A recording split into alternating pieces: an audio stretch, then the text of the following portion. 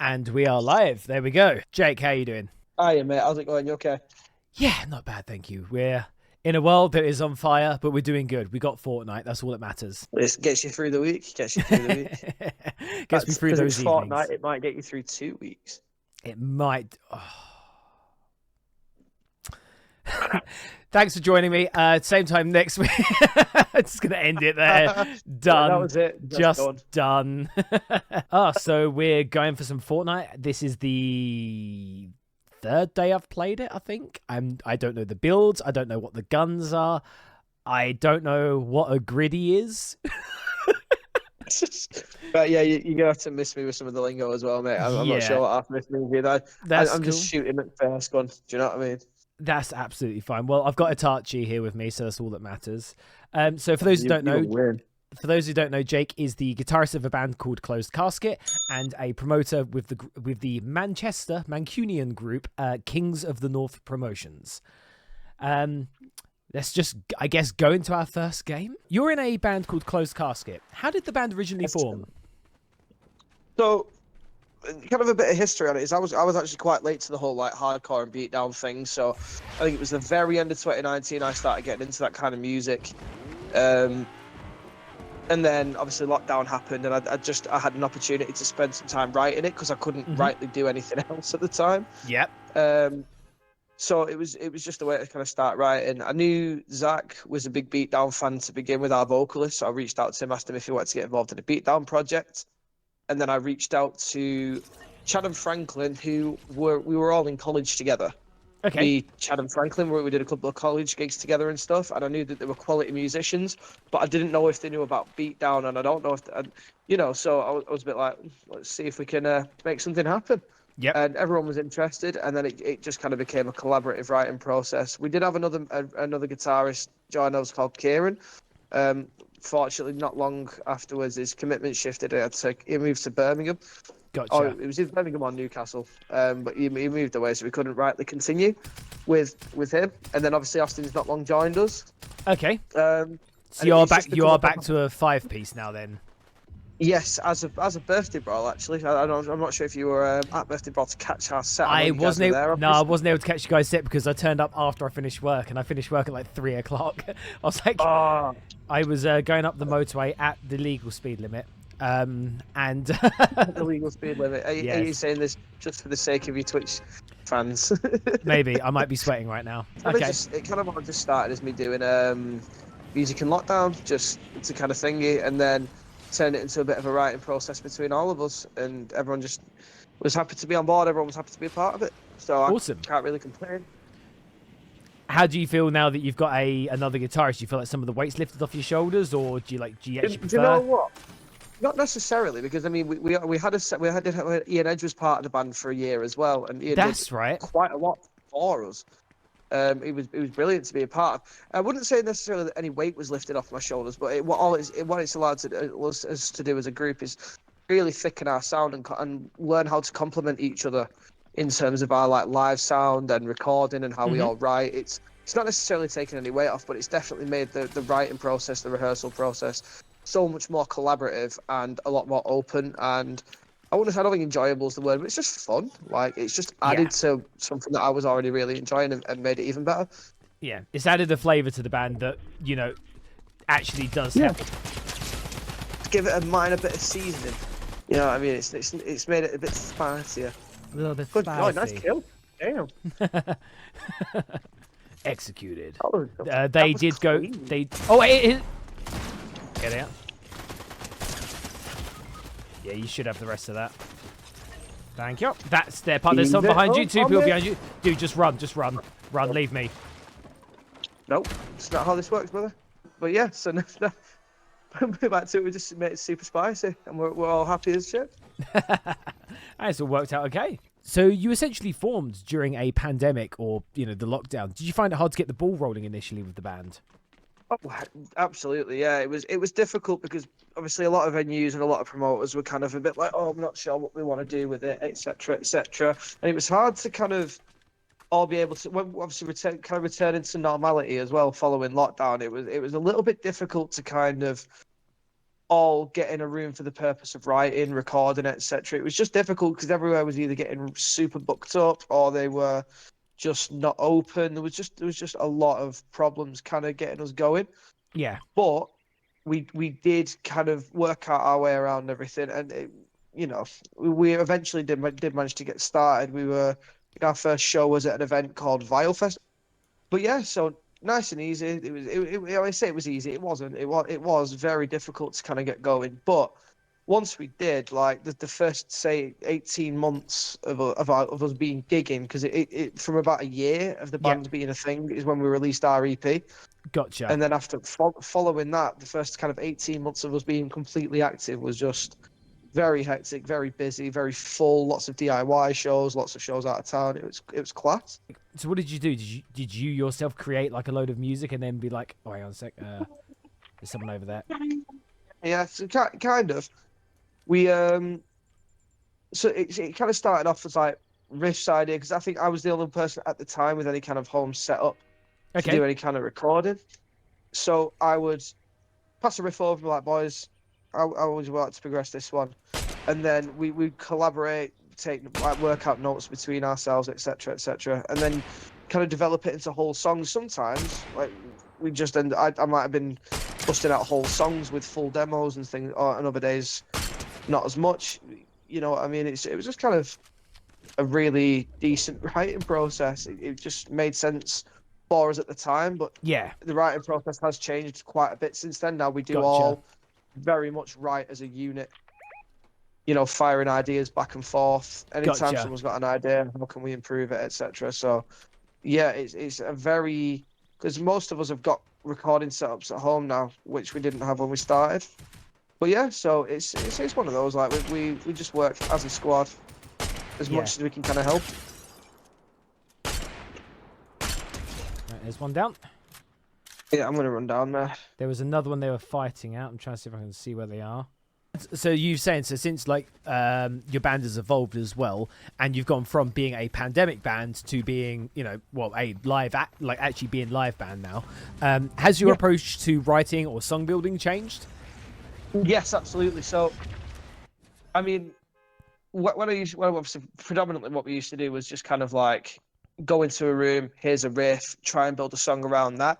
Like I said, now the writing process is a little bit better. Like we take a lot more into account. We spend a lot of time polishing stuff Mm-hmm. prior to any kind of thorough recording, if you want. So we'll actually sit down and work out the songs. Everyone's happy. What we'll do is we'll film Chad. One thing that we do for Chad for his drum fills when we're recording now is we'll film him, Mm-hmm. work it out, and then we'll MIDI map it out to see if that kind of sounds right. And then we'll start making adjustments. And then obviously that's when we start getting ready to record the songs. So we have been working really hard, especially now that Austin's in the band as well. It's kind of given us a little bit more freedom because he is a production whiz. Like some of the stuff that guy comes out with is just insane. So between Chad and Austin, the drums are genuinely sounding phenomenal. Definitely better than anything I've ever been able Awesome. to demo for them. It's just great. It The way the process is going at the minute is just brilliant. We're going there. Yeah, it's nice to see like that moment of like, yeah, having the producer there being like, yeah, we're all gonna be doing it like this way now, because we had similar kind of things as well, in the sense of like we would write a song, or you hear bands writing songs, then the drummer comes in and goes, well, I think this could work, and then they just fill something in. You're like, oh shit, that sounds really fucking good. Actually, we'll go with that instead. Yeah, absolutely. Just hit- I love the fact that we all have our inputs in the songs. Hardcore and beatdown are quite saturated scenes these days, with like bands appearing weekly. What do you guys do to try and stand out, or are you just here for a good time? I mean, I would say more hardcore bands and beatdown bands are popping up in kind of relevance to your statement. Personally, I'd say it's hardcore bands popping up more. Beatdown bands in the mainland of Europe, yeah, fair enough. There's loads of them popping up, but the UK's got a way stronger hardcore scene. I think the cool thing about us is that it's we all like hardcore, we all like beatdown, but we also all grew up listening to different kinds of music. For example, like Zach and myself are like council estate kids. Like Yeah. we just grew up kind of going council estate to council estate, so we listen to a lot of grime, a lot of UK rap and UK drill, stuff like that as we were growing up. Yeah. So being able to incorporate the sounds that we grew up with is I suppose it's more for us than it is for anybody else. It's just another means of expression for how things are in the world, if you want, for Hmm. us, and how it kind of all came about. So, yeah, mostly we're just there for a good time. We don't think we'd try to stand out. We just kind of do what feels right for us as a band. Hmm. Do you know what I mean? We're just there. We just want to play shows and enjoy ourselves. And if people enjoy what they hear, cool. See what shit sticks. That's the one. You guys seem to release more EPs than anything else, or like singles as well over like albums. Yeah. Is this like a preferred release method for the band as a whole, or is there another reason behind it? Not necessarily, man. I mean, we just kind of release music as we feel it's ready to be released. It's there's no like kind of marketing strategic thing behind it. It's more along the lines of, oh, if the track's ready, well then we might as well drop it. We can't keep people waiting for us for too long for new music, because Yep. one of the things we do get quite a lot from kind of people who we see on a more frequent basis at our shows is, are you guys releasing more music? Right. It's something that we do get quite frequently, and it's just a bit like, well, can't leave them sat on it forever. So let's give the people what they want and give them a little something. We are currently working on some wonderful new material. We will Okay. have some music dropping at different intervals this year. So I'm not going to say what kind of platform we're going to release that on, as it's going to be singles or it's going to be a full release. So I'm not going to kind of give you guys any information on that today.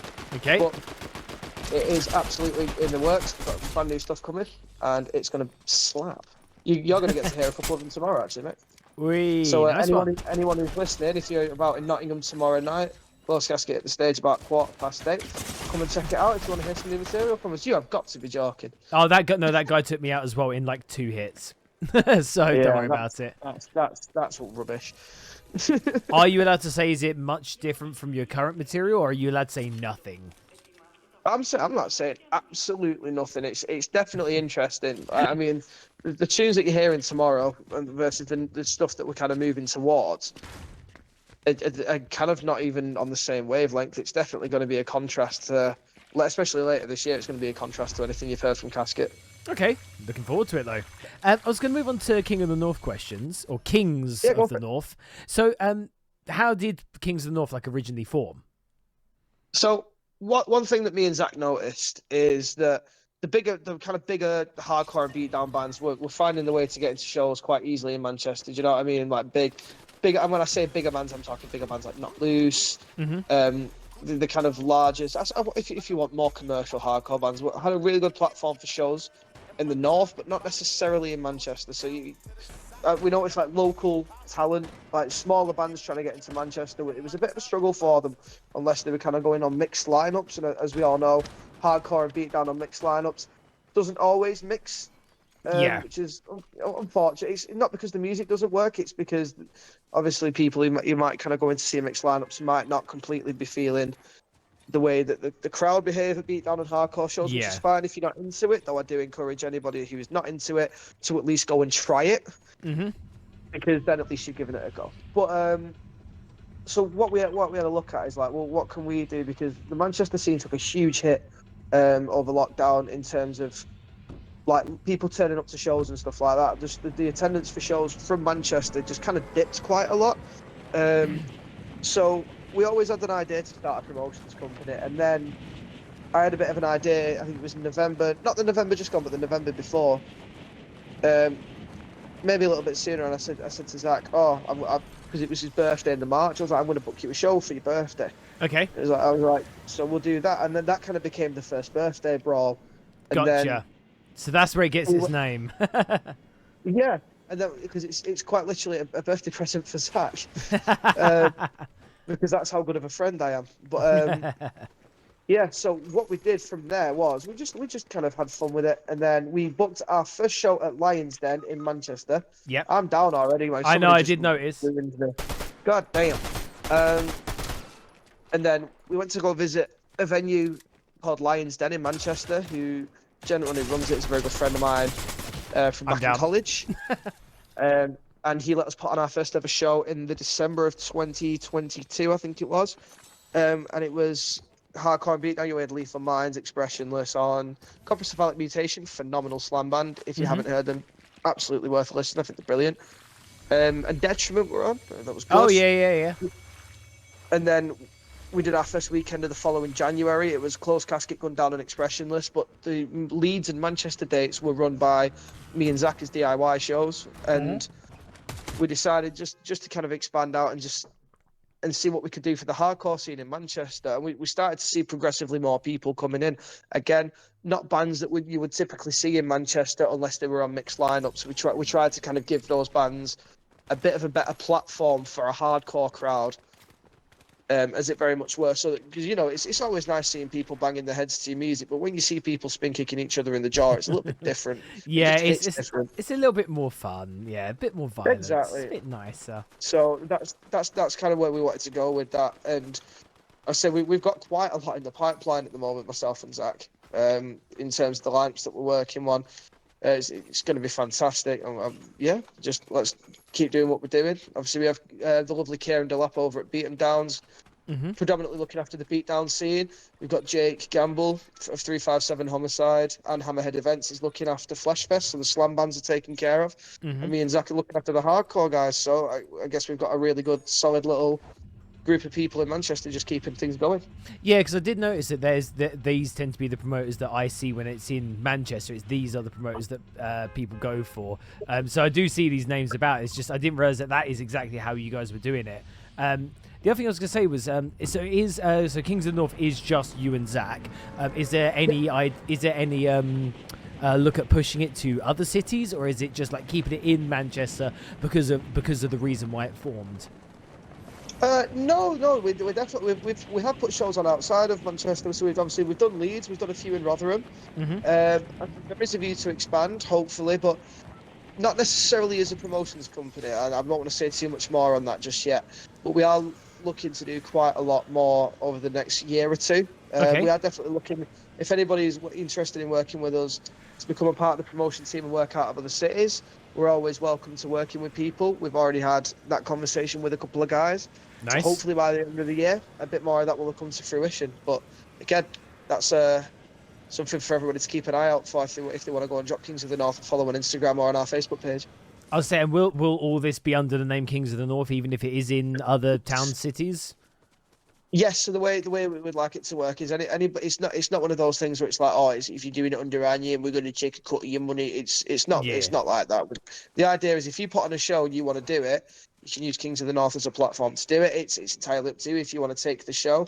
That's fine. But what that does as well is it's for touring bands. It kind of gives them that comfort they're going to be dealing with the same people. Yeah. For example, if we had promoters in Leeds, Manchester, Liverpool, and I don't know, Birmingham as an example, and a touring band was going to hit those 4 dates. If you understand what I'm saying, then what Yeah. that means is they're going to be dealing with the same group of promoters for the whole kind of Who are series. all talking to each Sure. other and stuff like that. I So mean, exactly, letting each other know what everybody needs, if anything went wrong, if there's anything we need to help them out with on the day, yeah, etc. that makes sense. The idea is to kind of create a really strong network of promoters.